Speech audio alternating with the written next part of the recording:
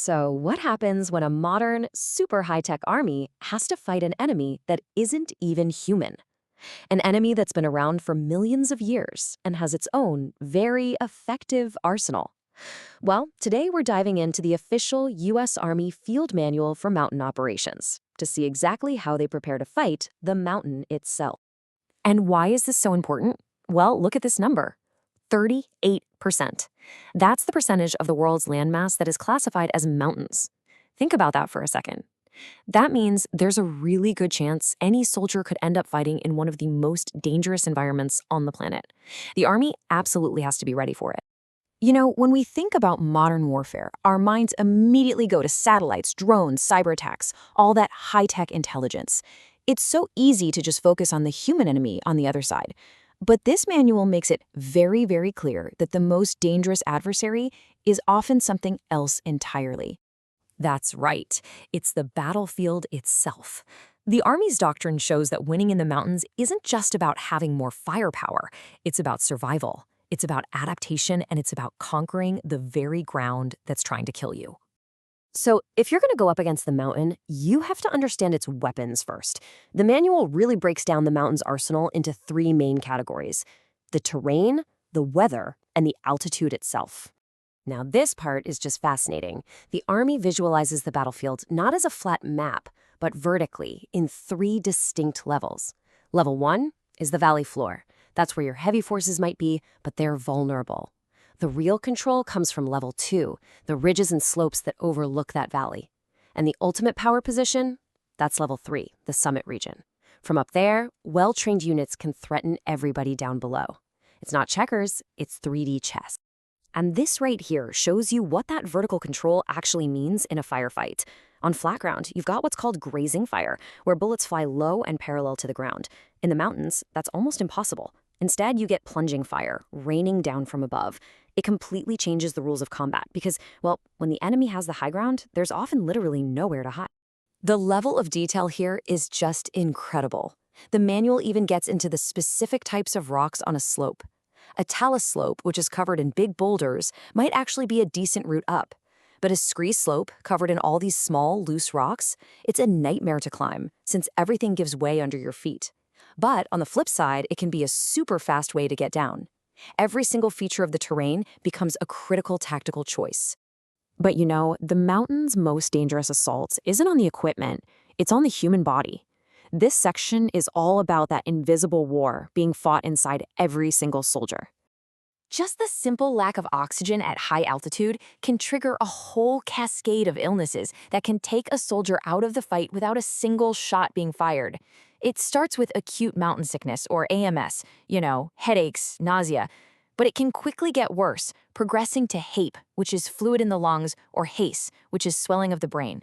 That can lead to confusion, coma, and even death. And then there's the cold. But it's not just the temperature. It's the wind that turns it into a weapon. I mean, look at these numbers. At a chilly but maybe manageable 10 degrees Fahrenheit, a 20-mile-per-hour wind makes it feel like -15. The manual calls this great danger for a reason. Your exposed skin can freeze in less than a minute. The air itself is trying to kill you. This is exactly why the manual hammers home that every soldier has to become a mountaineer.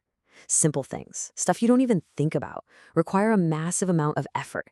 Even the most physically fit soldiers on the planet get exhausted incredibly quickly just from the strain of moving up and down. The physical toll is just immense. Okay, so a modern army relies on its technological superiority, right? Well, mountains have a way of being the great equalizer. They can render some of your most advanced, most expensive gear completely useless. Let's just take radios. Seems pretty basic. Well, most military radios need a line of sight to work, which is constantly blocked by ridges and peaks. Antennas get covered in ice and break, signals get weak, and the cold just kills batteries. So what's the backup plan? You won't believe it. The manual says that often the most reliable form of communication is also the oldest. A messenger, literally a person running on foot. And it's not just the radios. The fundamental laws of physics seem to change. The thin air alters a bullet's trajectory.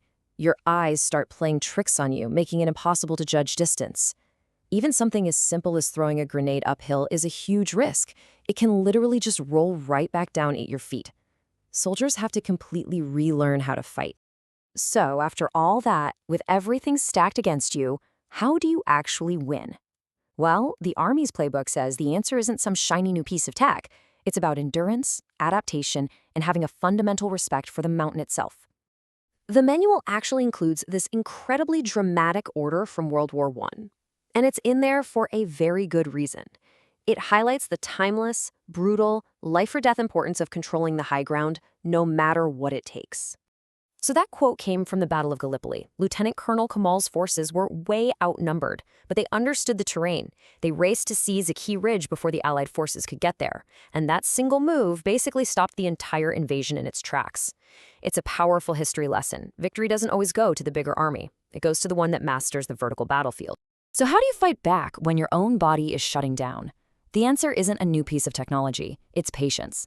The manual lays out two simple strategies: a staged ascent, where you climb for a bit and then stay put for a few days to let your body adapt, or a graded ascent, where you just gain altitude very, very slowly. The solution is biological, not technological. You have to let your body adapt. Ultimately, what the entire field manual makes clear is this: in the world's highest arenas, victory belongs to those who master the absolute basics of human endurance. It's all about respecting the incredible power of the environment and learning to operate by its rules, not trying to force it to bend to your will. And that leaves us with a pretty crucial question for the future, doesn't it? As our technology gets more and more advanced, will we ever really be able to neutralize the power of the natural world? Or will the mountain always, always have the ultimate high ground? Thanks for watching.